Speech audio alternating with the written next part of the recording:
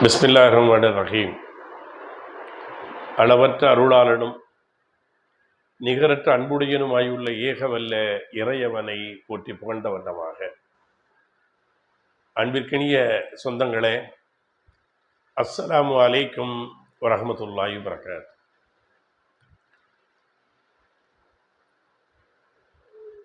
சிறிது இடைவெளிக்கு பிறகு உங்களை மீண்டும் சந்திப்பதிலே சந்தோஷமடைகிறேன். அன்புக்குரிய சகோதரர்களே, புதிய அரசாங்கம் இன்றைக்கு அமைந்திருக்கிறது. அந்த புதிய அரசாங்கம் அமைப்பதற்கு திராவிட முன்னேற்றக் கழகத்தினுடைய கூட்டணிகள் இருந்த சில கட்சிகள், காங்கிரஸ் கட்சி, கம்யூனிஸ்ட் கட்சிகள், விடுதலை சிறுத்தைகள், முஸ்லிம் லீக் போன்ற கட்சிகளுடைய ஆதரவோடு இன்றைக்கு ஒரு புதிய அரசு அமைந்திருக்கிறது. அந்த புதிய அரசு அமைந்து அவர்கள் ஆட்சியிலே அமர்ந்த பிறகு அவர்கள் புதியவர்கள், அரசியலுக்கு புதியவர்கள், களத்துக்கு புதியவர்கள்.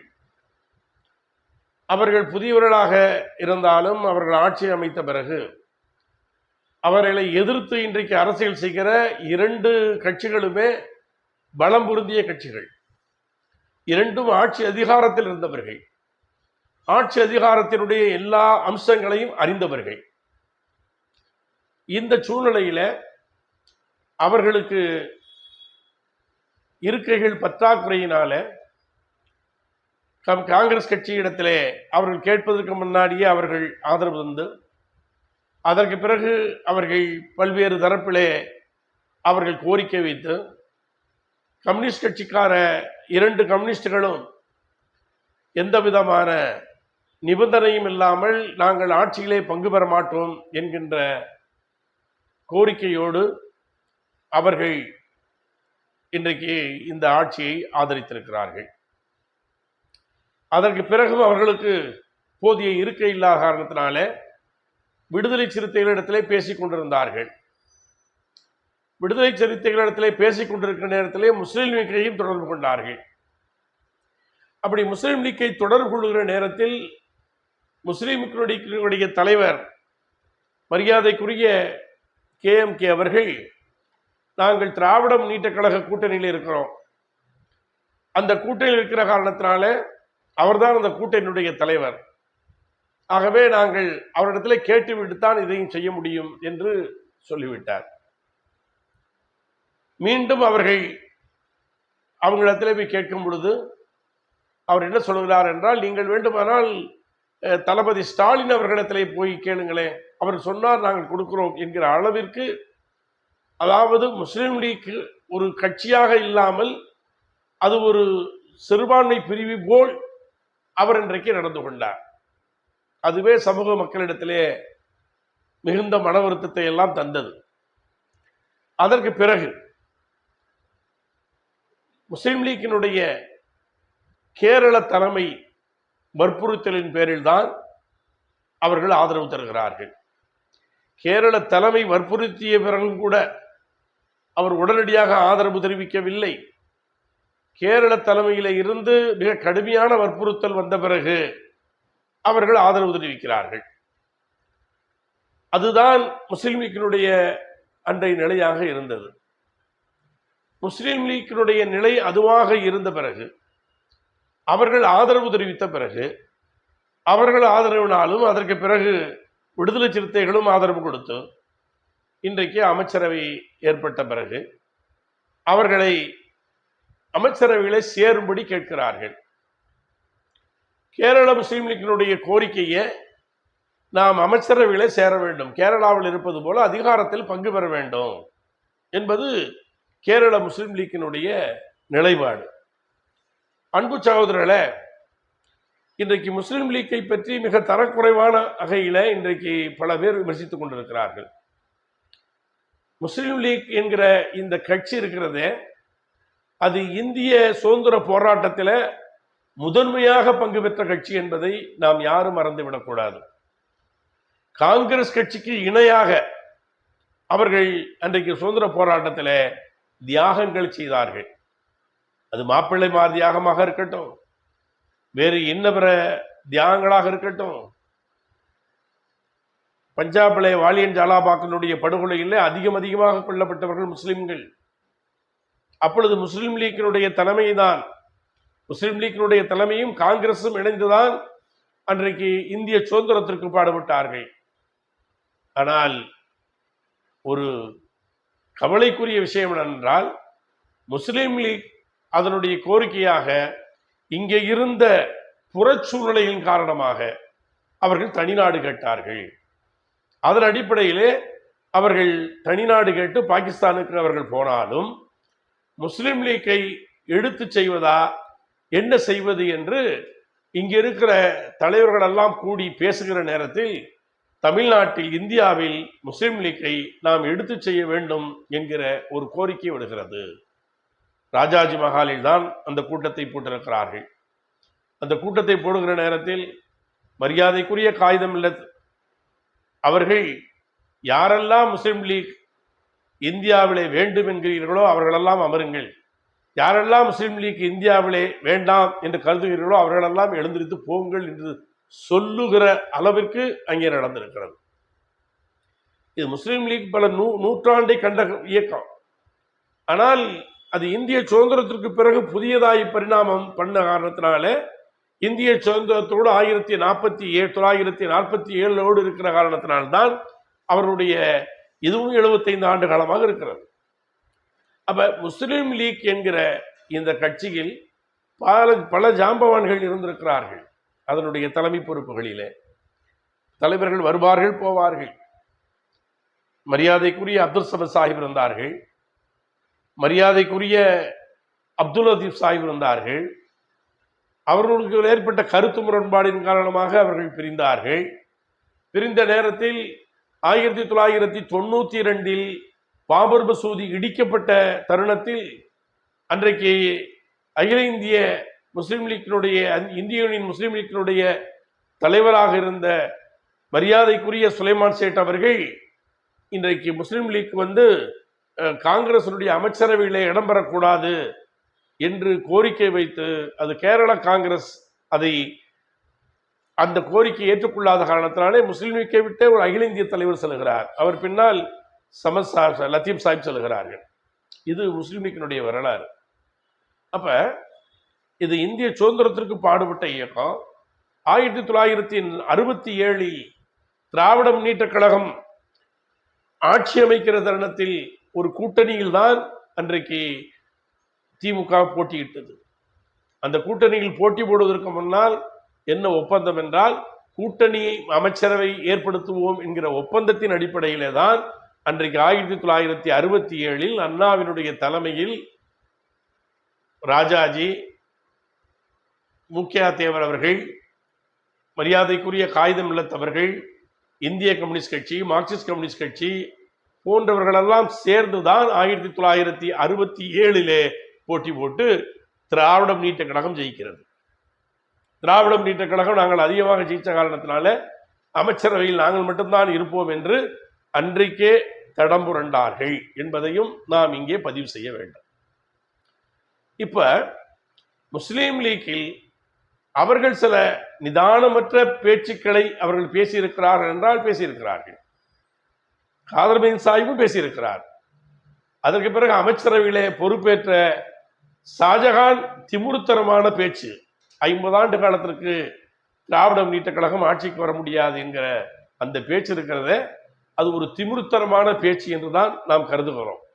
ஆனாலும் இன்றைக்கு திராவிட முன்னேற்ற கழகத்தில் இருக்கக்கூடிய முஸ்லிம்கள் விமர்சிப்பது போல ஏனைய முஸ்லிம்களும் முஸ்லிம் லீக்கை விமர்சிக்கிறார்கள்.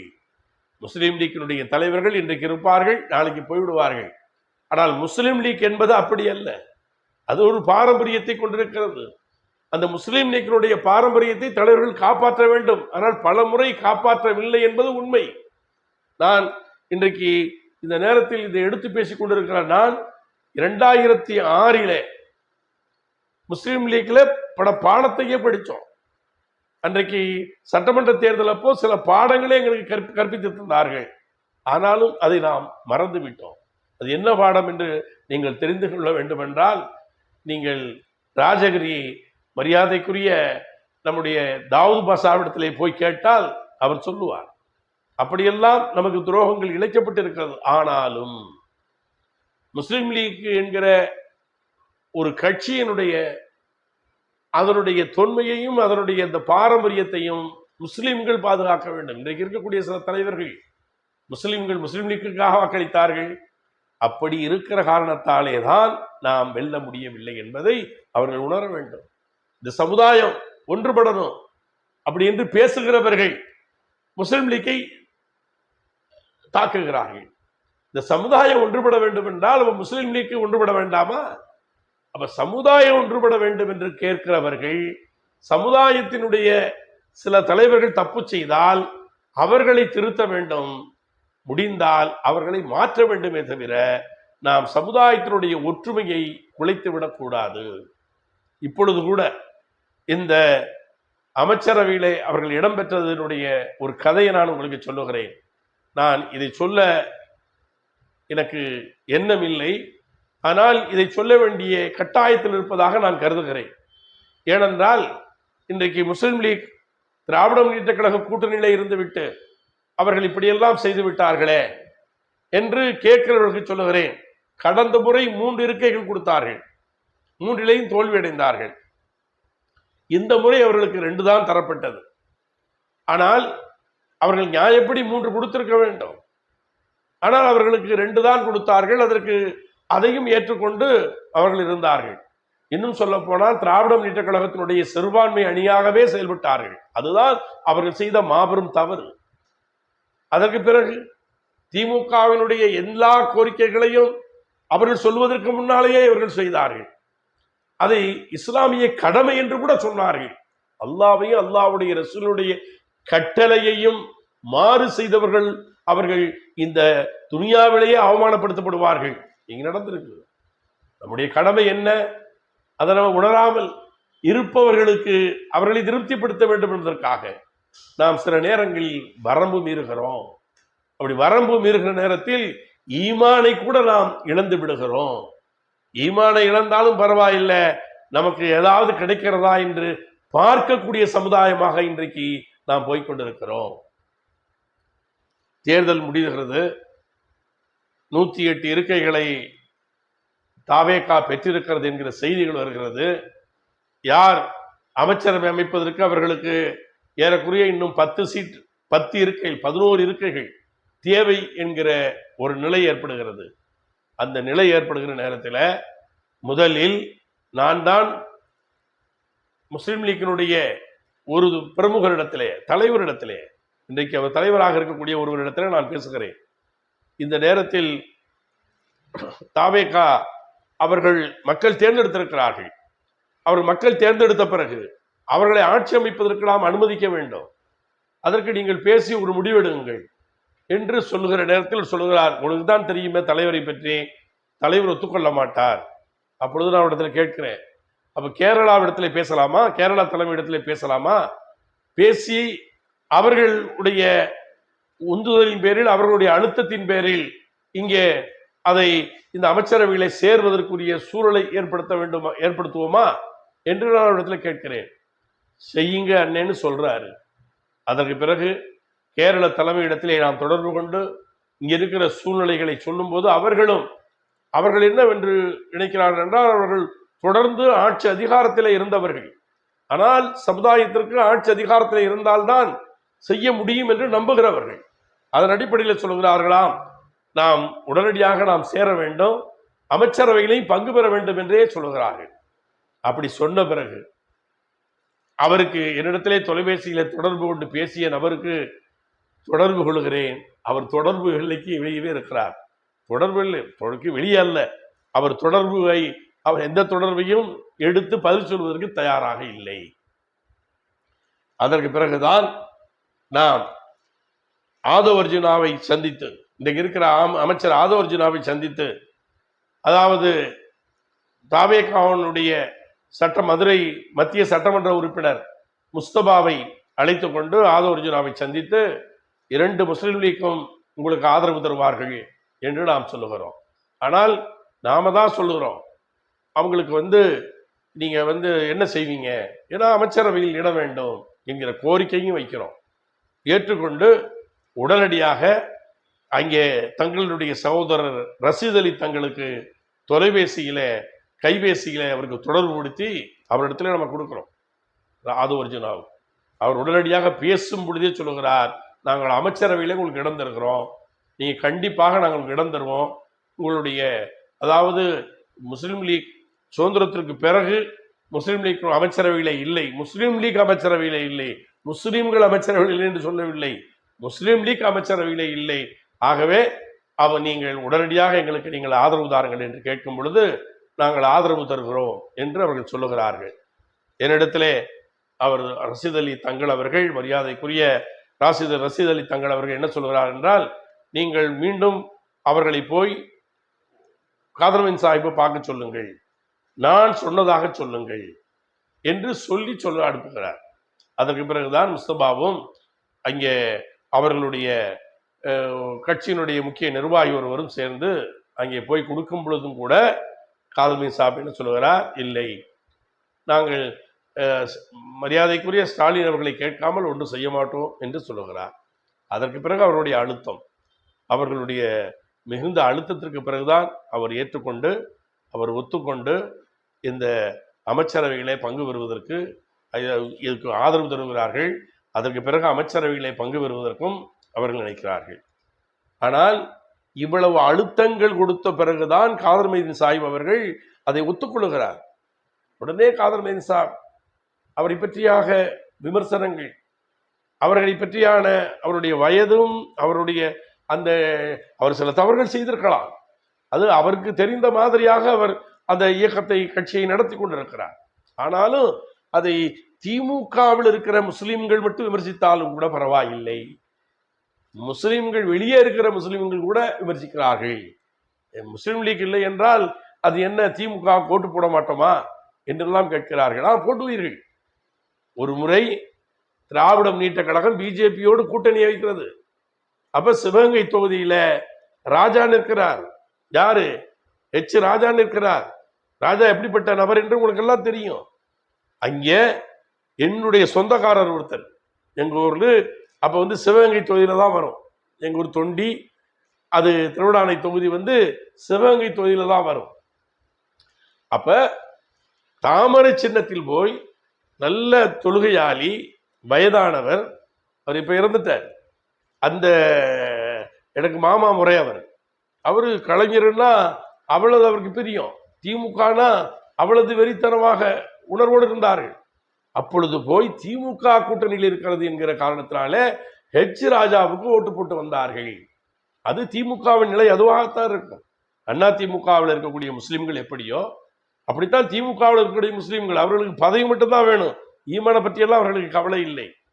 அன்பு சகோதரர்களே, மரியாதைக்கு நான் மிகவும் மதிக்கக்கூடிய ஒரு தலைவர்களில், அதுவும் தமிழ்நாட்டிலே அவர் கலைஞர் அவர்களால் தான் தமிழ்நாடு இந்த அளவுக்கு அதாவது செழுமை பெற்றிருக்கிறது என்று நம்புகிறவன் நான். ஆனால் அதே கலைஞர் அவர்களின் கூட்டணியில் இருக்கும் பொழுது 2002 குஜராத்தில் நடந்த அந்த படுகொலையின் போது இங்கே பத்திரிகையாளர்கள் கேட்கிறார்கள், நாம் என்ன செய்வது, குஜராத்தில் அல்லவா நடக்கிறது என்று கூட சொன்னார்கள். அந்த வேதனையான சம்பவங்களும் கூட நடந்தன. ஆகவே நாம் முஸ்லிம் லீக்கை தலைவர்களை எதிர்க்கிறோம் வெறுக்கிறோம் என்று சொல்லி நாம் வரம்பு மீறி நாம் பேச வேண்டாம். நாம் ஒன்றுபட வேண்டிய தருணம் இது. நாம் நம்முடைய கலர்களை எல்லாம் தூக்கி எறிந்து விட்டு ஒன்றுபட வேண்டும். சமுதாயம் ஒன்றுபட வேண்டும். அது சமுதாயத்தை ஒன்றுபடுத்துகிற பணியை முஸ்லிம் லீக் செய்யுமா என்றால் நிச்சயம் செய்யாது. அதனுடைய தலைவர்கள், இப்ப இருக்கக்கூடிய தலைவர்கள் அதை செய்வார்கள் என்றால் கண்டிப்பாக செய்ய மாட்டார்கள். ஏன்னால் அவர்களுக்கு பதவி ஆசை அதிகமாக இருக்கிறது, நமக்கு தெரிகிறது. இன்னைக்கு கூட அவர் ஷாஜகானுடைய அந்த பேச்சை நாம் கண்டிக்கிறோம். அது ஏனால் திமுக என்பது அழிந்து போய்விடக்கூடாது என்று கருதுகிறவர்கள் தான். ஏன் திமுக என்பதுவே ஒன்றை நான் உங்களுக்கு ஞாபகப்படுத்த விரும்புகிறேன். நீங்கள் திமுக என்கிற கட்சி ஆரம்பித்த பிறகு அது முஸ்லிம்களிடத்தில் எப்படி வளர்ந்து தெரியுமா? அன்றைக்கெல்லாம் ஏறக்குறைய மீலாத் நிகழ்ச்சிகள் 3 மாதம் 4 மாதங்கள் தொடர்ந்து நடக்கும். மீலாது விழா நிகழ்ச்சிகளில் பூரா முழுவதுமே அண்ணா, கலைஞர், நாவலர், பேராசிரியர், நடராஜன், மற்ற ஏனைய திமுகவினுடைய 2ஆம் நிலை தலைவர்கள் எல்லோரும் கலந்து கொள்வார்கள். அப்படித்தான் திமுகவும் வளர்ந்தது, அப்படித்தான் முஸ்லிம்களினுடைய மேடைகள் தான் திமுக வளர்ந்தது என்பதை நான் இன்றைக்கு ஞாபகப்படுத்த விரும்புகிறேன். ஆகவே வரம்பு மீறாதீர்கள். நீங்கள் இருக்கிற இடத்திற்காக வரம்பு மீறி புகழாதீர்கள். அவர்கள் செய்கிற தவறுகளை நீங்க தூக்கி சுமக்காதீர்கள். எங்கே இருந்தாலும் நாங்கள் அவர்களுடைய சிறுபான்மை பிரிவாக இருப்போம் என்று நீங்களும் நடந்து கொள்ளாமல் அல்லாஹ்வுக்கும் அல்லாஹ்வுடைய ரசூலுக்கும் பயந்து இந்த உம்மத்தை சரியான வழியிலே அழைத்து செல்கிறவர்களாக நீங்கள் மாறுங்கள் என்று உங்களிடத்திலே கேட்டு, அன்பு சகோதரர்களே, அதற்குரிய பணிகளை நாம் செய்வோம் என்று கேட்டு விடைபெறுகிறேன். நன்றி. ஆகிரு தவானாக அல்ஹம்துலில்லாஹி ரப்பில் ஆலமீன்.